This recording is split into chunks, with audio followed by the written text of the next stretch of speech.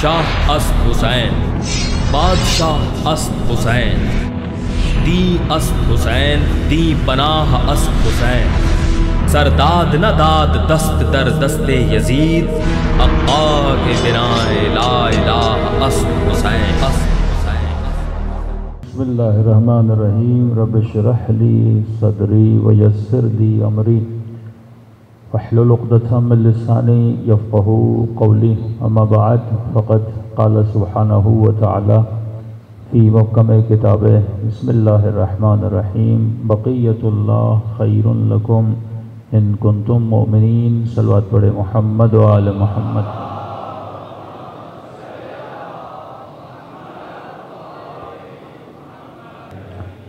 مسلسل آپ کی خدمت میں عرض کر رہے ہیں کہ انسان کس طرح اپنے رابطے کو اپنے وقت کے امام کے ساتھ مضبوط کر سکتا ہے، کہ ارشاد ہوا ایک ایسا وجود ہے جسے خدا نے آج تک باقی رکھا، یہ وجود تمہاری زندگیوں میں خیر لائے گا، برکت لائے گا، عظمتیں تجھے عطا کرے گا، لیکن شرط لگا دی ان کنتم مؤمنین، جب تک تو مؤمن نہیں بن جاتا۔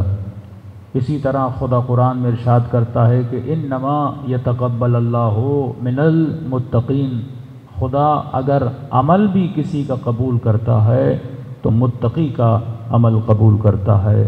یعنی دل میں اگر خوف خدا نہ ہو اور اس طرح اگر نماز پڑھو تو وہ نماز قبول نہیں ہوگی، دل میں اگر خوف خدا نہ ہو، مجلس سننے آؤ، مجلس قبول نہیں ہوگی۔ خوف خدا کہاں سے ظاہر ہوتا ہے؟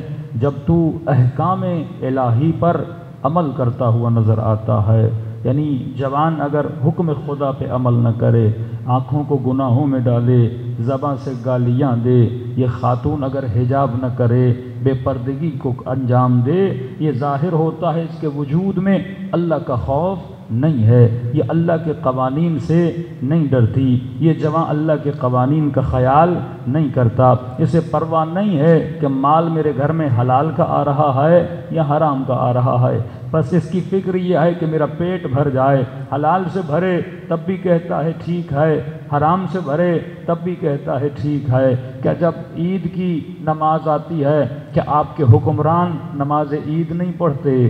کیا جب یہ رات رمضان کی آتی ہیں کہ آپ کے حکمران نمازوں میں نظر نہیں آتے؟ اب آپ کا کیا خیال ہے خدا ان کی نمازوں کو قبول کرے گا؟ اللہ نے شرط لگا دی نہیں، خوارج سے دیندار تو کوئی آپ کو نظر نہیں آتا نا، کہ مولا فرماتے جن کے ماتھوں پہ سجدوں کے نشان تھے، جو حفاظ قرآن تھے، لیکن اللہ نے ان کا ایک بھی عمل قبول نہیں کیا کیونکہ ان کے وجود میں تقوی الہی نہیں تھی۔ تو رب کی دربار میں معیار نماز پڑھنا نہیں ہے، ویسی نماز پڑھو جیسی حسین نے کربلا میں پڑھی تھی، جس نماز میں خدا کا خوف ہو، جو نماز اس لیے پڑھی جائے کیونکہ اللہ کا حکم ہے تبھی میں ادا کر رہا ہوں، دنیا چاہے تجھ پہ ہنسے یا نہ ہنسے۔ لیکن عوامی مزاج کیا ہے؟ جب ہمیں کوئی کچھ بتاتا ہے تو ہمیں برا کیوں لگتا ہے؟ معصوم فرماتے ہیں یہ بے وقوف کی نشانی ہے کہ بے وقوف اپنے عیبوں کو سننا نہیں چاہتا۔ آسان آپ کو مثال دوں، فرمایا المؤمن مرآۃ المؤمن، مومن مومن کا آئینہ ہے، مومنہ مومنہ کا آئینہ، مومن مومن کا آئینہ۔ اب گھروں میں جھگڑے فساد کب ختم ہوں گے؟ جب ہم خود کو ایک دوسرے کا آئینہ سمجھیں گے، شوہر بیوی کو اپنا آئینہ سمجھے، بیوی شوہر کو اپنا آئینہ سمجھے۔ جب آئینہ سمجھو گے تو جھگڑے ختم ہو جائیں گے۔ بیٹا باپ کو آئینہ بنائے، باپ بیٹے کو آئینہ بنائے، بھائی بھائی کو آئینہ بنائے، کیونکہ مجھے میرے عیب کا پتہ نہیں لگتا، میں خود کو صحیح سمجھتا ہوں۔ تجھے تیرے عیب کا کب پتہ لگے گا؟ جب کسی مومن بھائی سے پوچھے گا، اے مومن بھائی 10 سال سے میں تیرے ساتھ دوست ہوں، میں اتنے سال سے تیرے ساتھ کاروبار کر رہا ہوں، اتنے سال سے ہم دونوں کا ایک دوسروں کے گھروں میں آنا جانا ہے، اب یہ بتا میری کوئی ایسی عادت ہے جو تجھے بری لگتی ہے؟ میری کوئی ایسی صفت ہے جس سے تیری دل آزاری ہوتی ہے؟ کیونکہ تو میرا میرا آئینہ ہے، میں بھی تجھے بتاؤں گا میری کون سی عادت، تمہاری کون سی عادت مجھے بری لگتی ہے۔ تو آج تک آپ نے دیکھا کہ کوئی بندہ آئینے کے سامنے کھڑا ہو جائے اور جب آئینے میں دیکھے اسے اپنے چہرے پہ کالک نظر آئے اور وہ آئینہ توڑ دے کہ آئینے تو مجھے کیوں دکھا رہا ہے، بلکہ آپ اس آئینے کو اور صاف کرتے ہو تاکہ میرا چہرہ اس پہ نظر آئے۔ میں لوگوں میں جا رہا ہوں، میں عوام میں جا رہا ہوں، کہیں سے میرے بال خراب تو نہیں ہیں، کہیں سے میری داڑھی خراب تو نہیں ہے، لہٰذا گھر سے نکلنے سے پہلے آئینے کے سامنے کھڑے ہو جاتے ہو، بالوں کو کنگھی کرتے ہو، چہرے پہ کوئی کالک ہے اسے صاف کرتے ہو اور آئینے کا شکریہ بھی ادا کرتے ہو کہ آپ کا شکریہ، آپ نے مجھے میرا عیب بتا دیا۔ وہ بے وقوف انسان ہے جس کو آئینہ عیب بتائے اور آئینے کو توڑ دے۔ کیونکہ میں جسم کے حسن کی پرواہ کرتا ہوں لہٰذا اپنے چہرے آئینے میں دکھاتا ہوں۔ فرمایا اگر تجھے تیری روح کی پرواہ ہے اپنے وجود کے لیے کسی مومن کو آئینہ بنا، کیونکہ جسم کا حسن لوگ دیکھتے ہیں اور روح کا حسن پروردگار عالم دیکھتا ہے۔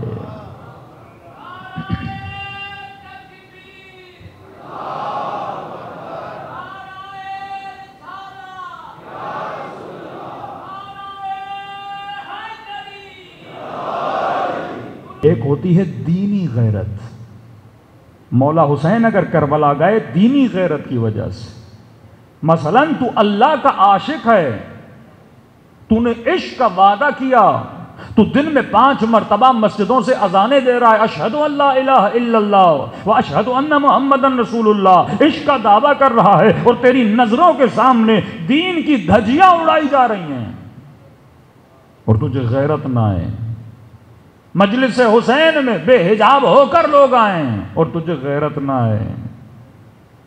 علی طواف حج کر رہے ہیں، ایک جوان نے نگاہ کسی خاتون پہ ڈالی، وہیں پہ تماچا رسید کر دیا میرے مولا نے حج کے درمیان۔ یہ سیرت علی بن ابی طالب نہیں ہے؟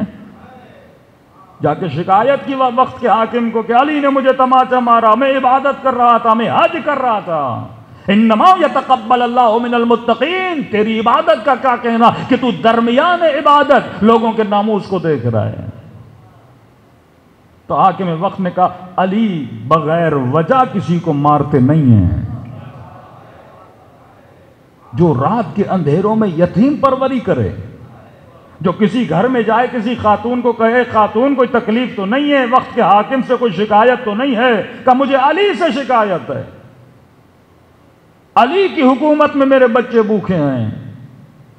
ایک بار علی نے آ کر پوچھا نہیں، مولا نے کہا میں تیرے بچوں کو سنبھالتا ہوں۔ وہ روٹی بناتی رہی، علی اس کے بچوں کے ساتھ کھیلتے رہے، کبھی پینٹ پہ بٹھاتے رہے، جب روٹی بن گئی کہا مجھے دے، میں تیرے بچوں کو کھلاتا ہوں۔ گھر کے برتن علی تجھے اسے نہیں پتا یہ علی ہے۔ کافی دیر اس کے گھر میں رکے، جب نکل گئے تو واپس سے مولا کا غلام آیا کہ خاتون تو نے علی کو دیکھا؟ کہ نہیں۔ کہ میں نے تو دیکھا تیرے گھر میں آئے تھے۔ کہ کون؟ کہ یہی جو تیرے گھر میں تھا۔ کہ علی تھا۔ کہاں علی تھا؟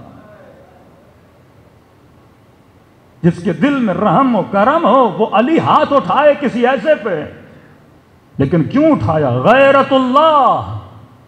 تو کعبۃ اللہ کے سامنے حکم خدا کو پامال کر رہا ہے، شرم اتنی ختم ہو جائے کہ حسین کی مجلس میں کسی کو شرم نہ آئے۔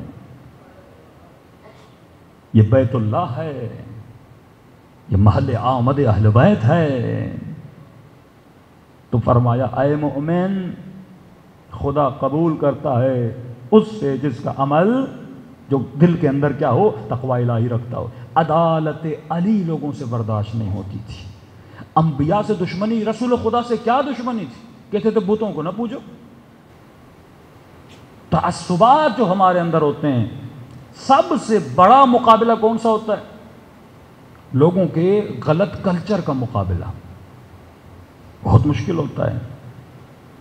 ریولیشن ایسے تو نہیں آتی، انقلاب ایسے تو نہیں آتا کہ آپ کو بولا جائے یہ آپ کام غلط کر رہے ہو فوراً جواب ہے کہ مولانا ہمارے آبا و اجداد کرتے تھے، آپ ان کو برا بھلا بول رہے ہیں۔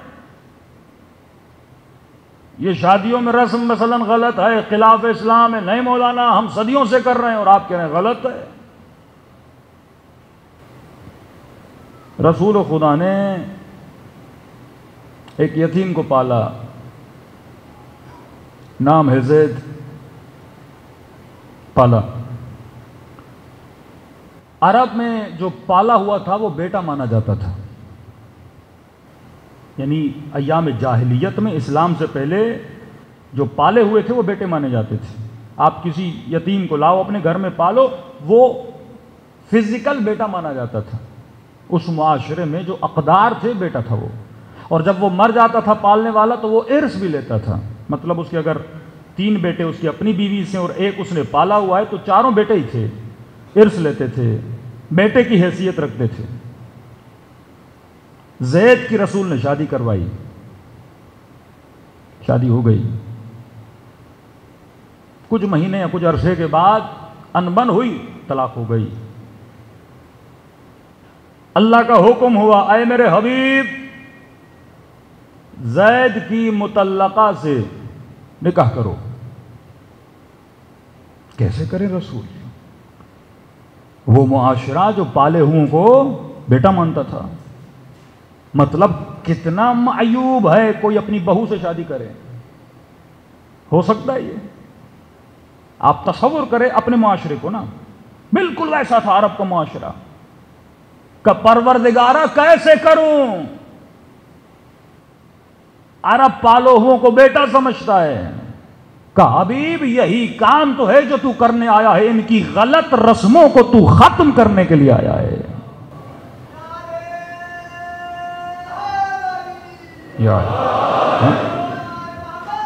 اللہم صلی علی محمد وعلی محمد وعجل فرجہم. یہ غلط رسومات کو ختم، ابتدا تجھ سے ہونی ہے. سارے عرب پریشان. قرآن کی آیت نازل ہوئی کہ کون سے رشتے محرم ہیں اور کون سے رشتے نامحرم ہیں. ہمارے یہاں چچی بھی محرم، ماموں کی بیوی بھی محرم، چچیوں کو بھی ہاتھ ملا رہا ہے. یہ نہیں کہ غلط نیت ہے، یہ ایک رسم ہے. ماں کی جگہ پر ہے بھائی، رشتے اپنی جگہ لیکن دین کی حدود اپنی جگہ. اس نے لکیر کھینچ لی کون سا رشتہ محرم، کون سا رشتہ نامحرم ہے. محرم رشتوں کے ساتھ جسم مل سکتا ہے، نامحرم رشتوں کے ساتھ بالکل ویسے ہے. نامحرم خاتون نہ تو اس کے بالوں کو دیکھ سکتا ہے، وہی حجاب اسلامی ہے، حجاب اسلامی کے کلائیوں تک، اور شلوار بھی ٹخنوں سے نیچے. تو دین کو فالو کرنے آیا ہے یا فیشن کو فالو کرنے آیا ہے؟ آج فخر سے بولا جو ہم فیشنیبل ہیں، تو کیا تم نے کوئی بڑا تیر مار دیا فیشنیبل ہو؟ علی کی دربار میں یہ نہیں پوچھا جاتا فیشنیبل ہو، علی کی دربار میں پوچھا جاتا ہے مومن ہو کہ نہیں. وہاں ایمان کو خریدا جاتا ہے. پوری زندگی میں اللہ کو راضی کر رہا ہوں یا شیطان کو راضی کر رہا ہوں. اور یہ بھی ضروری نہیں کہ 1000 لوگ مجلس سنیں تو 1000 کے 1000 ہی سدھر جائیں. نہیں، پیغام امام حسین نے دیا اور اس پیغام کے ذریعے سے اگر ایک بندہ بھی اور بنا، یہ حسین کی کامیابی ہے. انبیاء پیغام دے، ضروری نہیں سارے لوگ، کیونکہ ہر بندے کا جو عقل ہے وہ اتنی مضبوط نہیں ہوتی. ہر بندہ اپنے نفس پہ قابو نہیں پا سکتا. تو جتنے لوگ اس وقت دعا کرتے ہیں امام زمانہ کا ظہور ہو جائے، ہاں، اور بڑی خوشی سے آپ سب کہتے ہیں الہی آمین. لیکن روایات کے جملے ہیں جب مولا کا ظہور ہوگا لوگوں سے عدالت مہدی برداشت نہیں ہوگی. پورا چیک اینڈ بیلنس ہوگا. تو نے کون سا حلال کیا، کون سا حرام کیا، پورا چیک اینڈ بیلنس ہوگا. تمہاری زندگی میں کیا صحیح ہے، کیا غلط ہے. اور اس مولا کی تلوار بھی وہی ہے جو ذوالفقار علی ہے، اخلاق بھی وہی ہے جو اخلاق علی ہے، غیرت بھی وہی ہے جو غیرت علوی ہے، حیا بھی وہی ہے جو حیا زینبی ہے. اب سوال یہ ہے، تصور کرو اعلان ہوا کل صبح جمعہ امام زمانہ نیو رضوی آ رہے ہیں. تصور کرو کل صبح جمعہ اعلان ہو گیا بھائی تمہارے 12ویں امام کا ظہور ہو چکا، اور امام نے کہا ہم نیو رضویہ کا وزٹ کریں گے، ایک ایک مومن کے گھر جائیں گے. کتنے ایسے گھر ہیں جو امام کے ویلکم کرنے کے لیے تیار ہیں؟ کسی سیاستدان کی انٹری نہیں ہوگی، حجت خدا کی انٹری ہوگی۔ سیاستدانوں کو پروٹوکول چاہیے آج کل، دنیا دار لوگوں کو وہ آ کر یہ دیکھتے ہیں تو نے تام کتنے لگائے، سفرے کتنے سجائے، گھر تیرا کتنا بڑا ہے، کتنا عالی شان ہے۔ حجت خدا یہ نہیں دیکھتے، وہ ایک ایک گھر کو ٹٹولیں گے، جس گھر کی ایک ایک اینٹ رزق حلال سے رکھی گئی ہو اس گھر میں امام زمانہ کا قدم داخل ہوتا ہے۔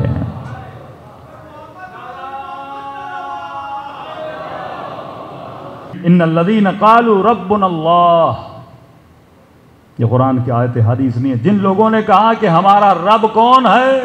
اللہ ہے۔ ثم استقاموا، جب یہ کہہ دیا کہ میرا رب اللہ ہے اور اس کے بعد استقامت کی، تتنزل علیہم الملائکہ، خدا کہتا ہے ایسے بندوں پہ میرے ملائک نازل ہوتے ہیں۔ یہ تیرا درجہ ہے، یہ تیرا مقام ہے۔ ہمارے اوپر کیا نازل ہوتا ہے؟ چڑیا بھی نازل نہیں ہوتی۔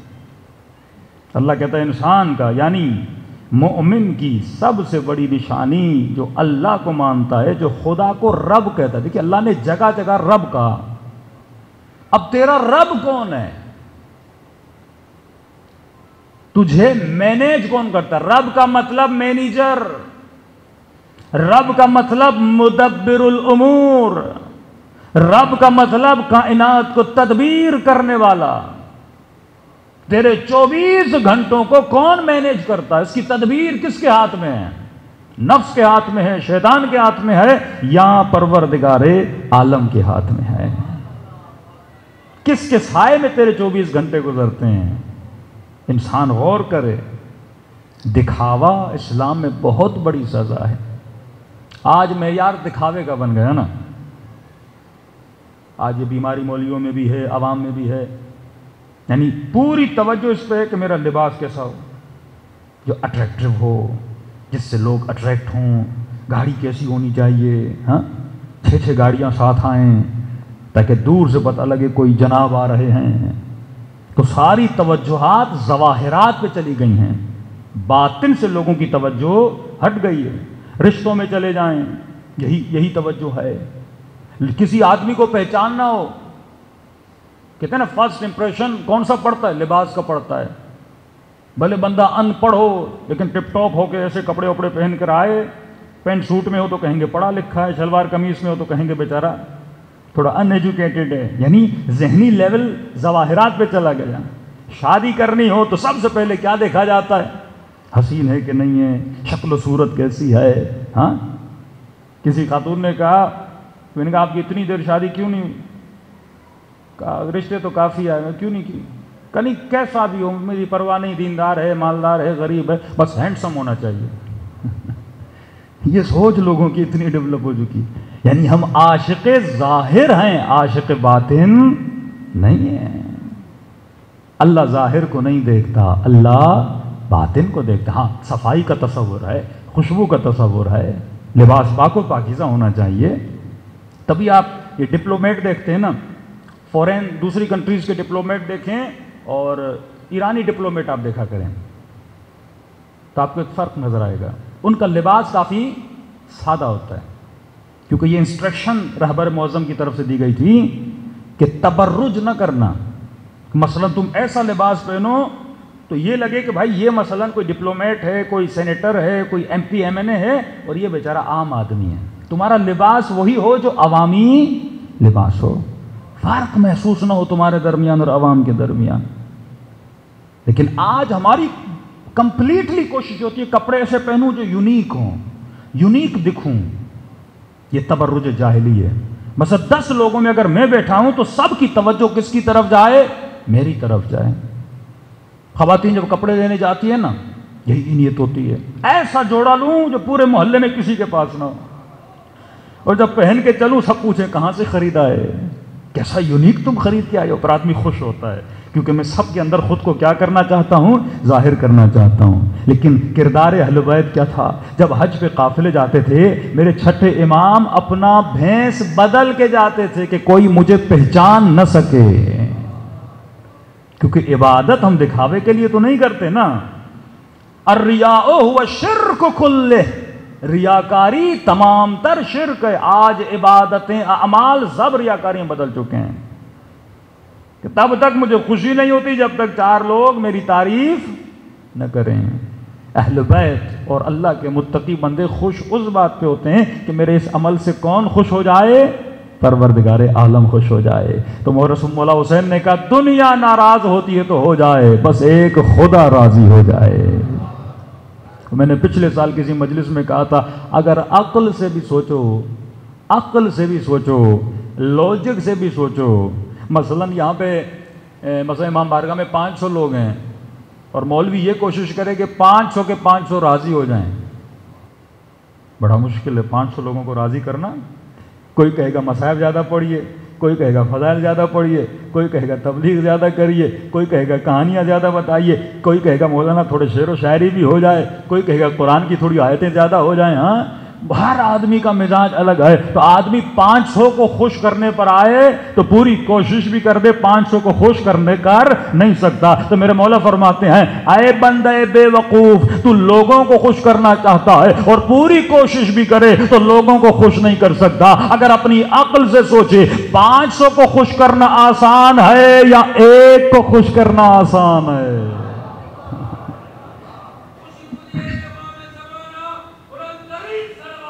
اللہم صلی علی محمد. تو ایک خدا کو خوش کر لے، اور اگر وہ خوش ہو جاتا ہے پھر خدا کہا نا تو مجھ سے محبت کر، میں لوگوں کے دلوں میں تیری محبت ڈال دوں گا. تو میری اطاعت کر، میں لوگوں کو تیرا مطیع بنا دوں گا. کیا کیا امام خمینی نے، اتنا بڑا کمال. ایک پوری شیعہ ہسٹری میں اتنی بڑی ریولیشن آف شیعہ نہیں ملتی. اب یہ استقامت کا ٹاپک لمبا ہے، اس پہ میں کل آؤں گا. لیکن جن لوگوں نے استقامت کی اللہ نے انہیں بلند کیا، مقام اتنا دیا کہ جس طرح چاند آسمانوں میں چمکتا ہے اسی طرح حقیقی شیعہ ملائکوں کی نگاہوں میں ستاروں کی طرح چمکتے ہوئے نظر آتے ہیں. جب یہ عالم محشر میں آئیں گے نور نکل رہا ہوگا ان کا. اسی طرح کربلا میں بھی کچھ چمکتی ہوئی ہستیاں ہیں تو سارے چمکدار، لیکن ہر ہستی کا رنگ اپنا تھا. اسی طرح کربلا میں بھی کچھ ایسے چمکدار سپاہی. جون رسول خدا کا صحابی ہے، ابو ذر کا غلام تھا، دے دیا رسول کو. رسول کے بعد آیا مولا علی کے گھر میں، علی کا بھی صحابی ہے. علی کے بعد مولا حسن کے بعد، مولا حسن کے بعد کس کے پاس آیا؟ امام حسین کے پاس. بوڑھا ہو گیا. تاریخ لکھتی ہے کمر جھکی ہوئی، ہاتھوں میں رعشہ تھا. اس کا کام تھا یہ خیمے کے در پہ کھڑا رہتا تھا. ظاہر بوڑھا آدمی کیا کرے گا، چوکیداری کرتا تھا. منع کرتے تھے جون تو بوڑھا ہے، تو نے بابا کی غلامی کی، نانا کی غلامی کی، بھائی کی غلامی کی. یعنی مولا حسن و حسین کو اس نے اپنی گودی میں کھلایا ہے، بچپن سے ان بچوں کو بڑا کیا ہے. مولا زین العابدین ان کی نگاہوں کے سامنے جمع ہوئے. یہ غلام پیر آیا امام حسین کے پاس کہ مولا حسین سارے صحابی جہاد کرنے جا رہے ہیں، مجھے اجازت نہیں دو گے؟ امام نے سر سے لے کے پاؤں تک دیکھا، جون تو بوڑھا ہو چکا ہے. کہ جون کربلا میں اس وقت سب پہ جہاد واجب ہے، کیونکہ اگر کوئی سنے نا اس کے امام کو قتل کیا جا رہا ہے اور امام یہ آواز دے حل میں ناصر ینصرنا، تو مدد کرنا ہر بندے پہ واجب ہے. لیکن جون حسین نے یہ جہاد تجھ سے اٹھا لیا، میں نے تجھے آزادی دی، جنت کی گارنٹی بھی حسین نے تجھے دے دی، تو اسی وقت جنتی ہے. جون بوڑھا ہو گیا ہے، بڑھاپے کے دن سکون سے جا کے گزار. بولو تو کسی کو بولوں تجھے کہیں پہ چھوڑ کے آ جائے. بہت رویا. امام نے کہا نہیں جون، تو بابا کی نشانی، نانا کی نشانی ہے. میں تجھے مرتا ہوا دیکھنا نہیں چاہتا. کہ مولا میں آپ کی غلامی چھوڑنا نہیں چاہتا. کہ اب اگر غلامی کرنی ہے تو علی زین العابدین کی غلامی کر. آیا مولا زین العابدین سو رہے تھے خیمے کے اندر, آیا مولا کے قدموں میں بیٹھ کے رونے لگا. امام نے کہا بابا جون رو کیوں رہا ہے؟ کہا کہ حسین نے جواب دے دیا جہاد نہیں کرنے دے رہے. کہہ رہے تیرے بڑھاپے کے دن ہیں, جا سکون سے رہ, آرام سے رہ. کہ جب بابا نے معاف کیا تو پریشان کیوں ہے؟ کہ مولا میں ان سے کچھ کہہ نہیں سکا, لیکن آپ تو میرے بیٹوں کی جگہ پہ ہیں, اپنے ہاتھوں سے بڑا کیا ہے. وہ غلام کیسا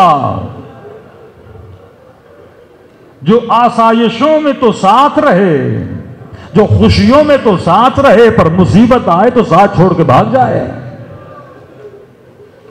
میری سفارش کر دیجیے اپنے بابا سے, میں مر جاؤں گا اسے. بیمار ہو کے دنیا سے جانا نہیں چاہتا, شہید ہو کے رسول کے پاس جانا چاہتا ہوں. میرے آقا نے سفارش کی, حسین نے اجازت دی.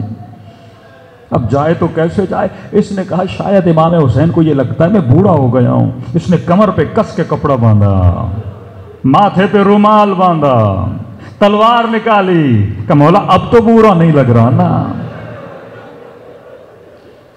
خود حسین نے تیار کیا, گھوڑے پہ بیٹھنا چاہتا تھا, بیٹھ نہ سکا کیونکہ بوڑھا تھا, کمر جھکی ہوئی تھی, ٹانگوں میں اتنی طاقت نہیں تھی. کہ مولا کوئی بات نہیں, میں پیدل جا کے لڑوں گا.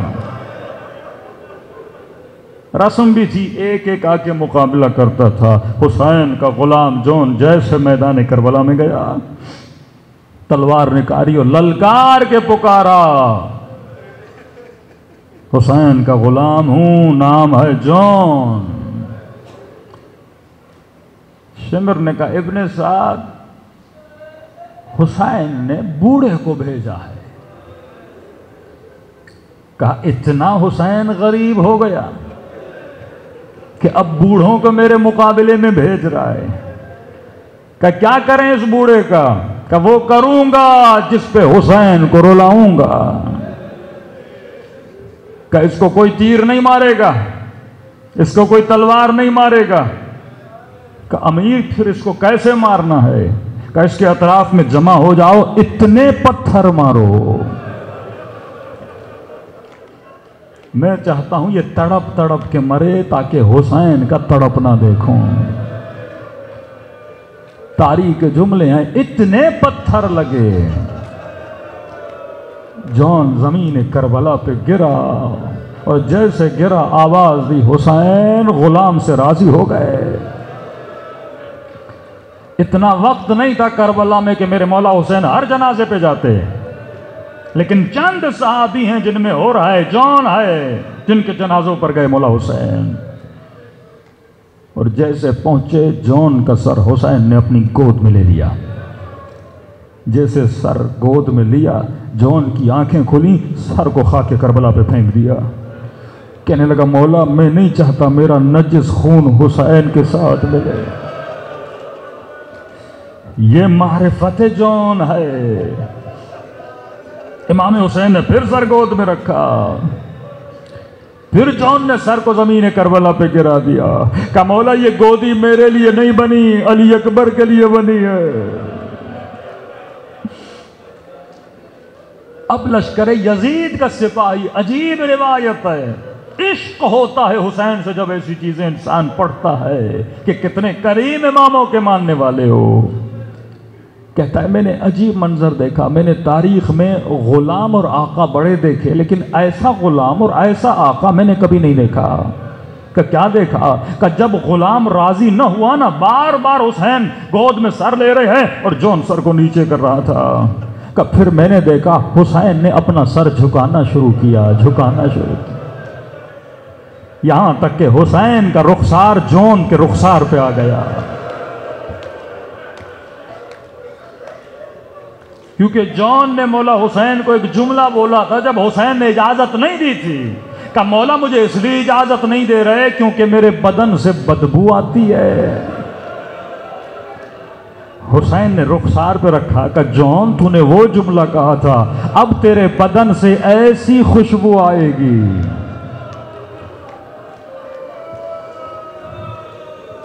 کہ جون تو نے غلامی کا حق ادا کر دیا. ایسے اماموں کے ماننے والے ہو دعا کرو جب بدن سے روح نکلے تو حسین کی زیارت نصیب ہو.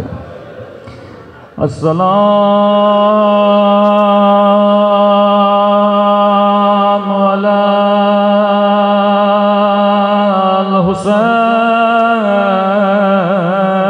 الحسین وعلی علی ابن الحسین سب مل کے وعلی اولاد الحسین وعلی اصحاب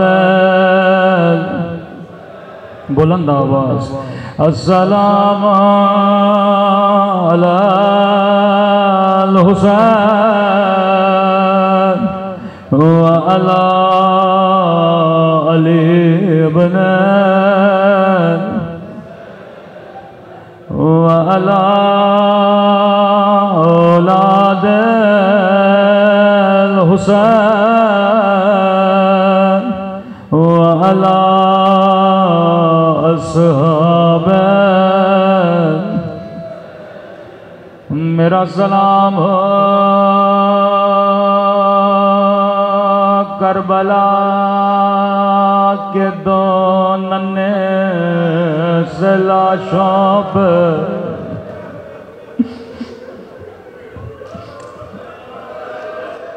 جن پہ پورے سفر میں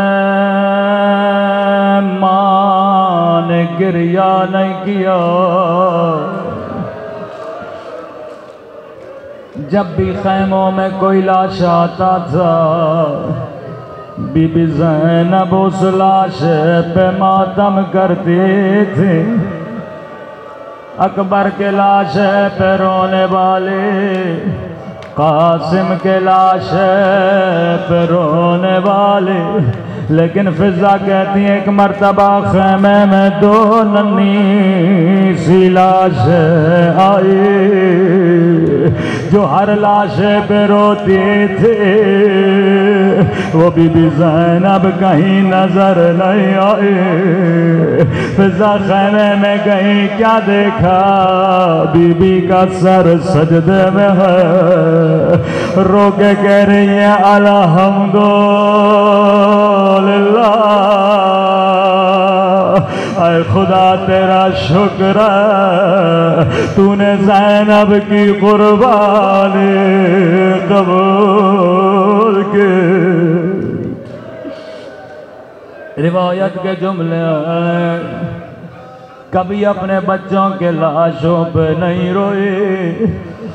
قافلہ کوفہ گیا شام گیا پورے سفر میں کبھی کٹی ہوئی گردنوں کو نہیں دیکھا. وقت رہائی قریب آیا زندان میں کٹی ہوئی گردن لائی گئی. اکبر کا سر آیا اکبر کی ماں نے گود میں لیا. قاسم کا سر آیا قاسم کی ماں نے گود میں لیا. ایک مرتبہ دو کٹی ہوئی گردنیں آئی. زینب کبھی حسین پہ روئے کبھی اکبر پہ روئے کبھی قاسم پہ روئے. یہاں سر لانے والے نے ایک جملہ کہا کیا ان سروں کی ماں مر گئی ہے.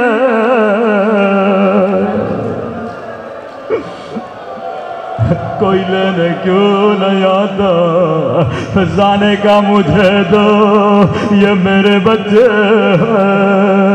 بی بی زینب سے کہا بی بی کیا بچوں سے ناراض ہو کہا اماں فضا میں علی کی بیٹی ہو اور زینب جو ایک مرتبہ دے دے پھر واپس نہیں لیتے.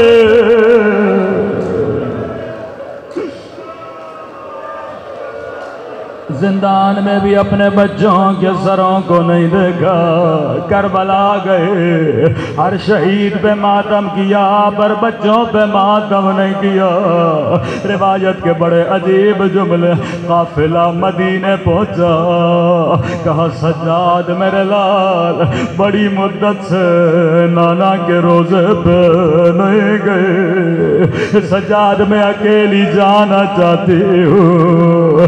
ایک مرتبہ نانا کے روزے میں گئے، بڑی حسرت سے نانا کی قبر کو دیکھا، کہا نانا بڑی دور سے آئی ہو، نانا پوچھو گے نہیں زینب کیا لائی ہو؟ ایک مرتبہ کلائیوں سے کپڑا ہٹایا، کلائیوں کو نانا کی قبر پہ رکھا، او نانا تیری امت نے میری چادر چھینی، او نانا شمر نے تازیان مارے، او نانا میرا حسین،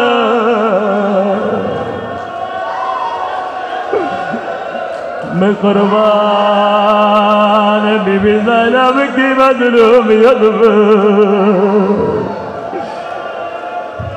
میں نانا کے روزے سے نکلی، سیدھا جنت البقیع گئے۔ بی بی فضا کہتی ہے بی بی زینب نے کوئی لمبے مصائب نہیں پڑے، جیسے ماں کی قبر پہ آئے بس ایک کام کیا، ایک مرتبہ خون بھرا، گردہ نکالا، عجب نہیں زلزلہ آیا ہوگا، زینب گردہ ہٹا لے، رو کے کہنے لگی اماں تو نے گردہ برداشت نہیں کیا، میں نے 70 قدموں سے اور شمر کو حسین کے سینے میں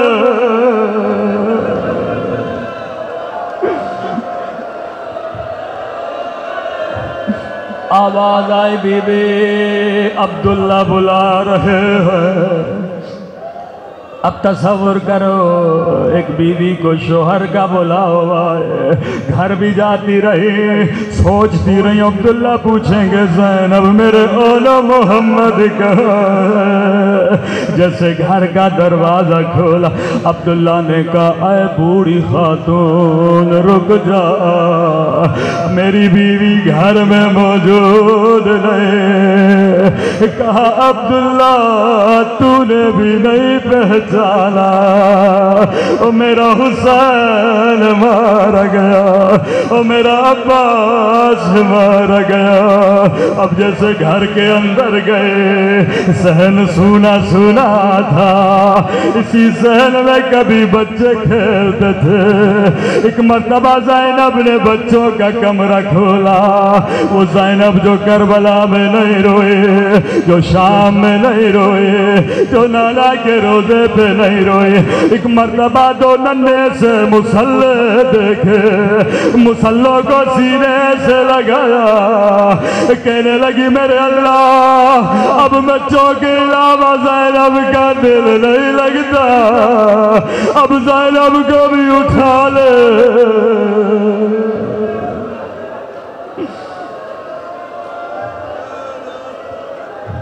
اللہم اشفی صدر الحسین بظہور الحجہ۔ اے خدا بی بی زینب کے یتیم بچوں کا واسطہ ہمارے مولا امام زمانہ کا ظہور فرما، ہم سب کو مولا کے عاشقوں میں قرار فرما۔ اے خدا اس رونے کا واسطہ ہم سب کو قبر کے رونے سے بچا، قیامت کے رونے سے بچا، گنہگار آنکھوں کو امام زمانہ کی زیارت نصیب فرما۔ ربنا تقبل منا انک انت السمیع الدعاء۔ شاہ اسد حسین، بادشاہ اسد حسین، دی اسد حسین، دی پناہ اسد حسین، سرداد نہ داد دست در دست یزید، حقا کے بنائے لا الہ اسد حسین۔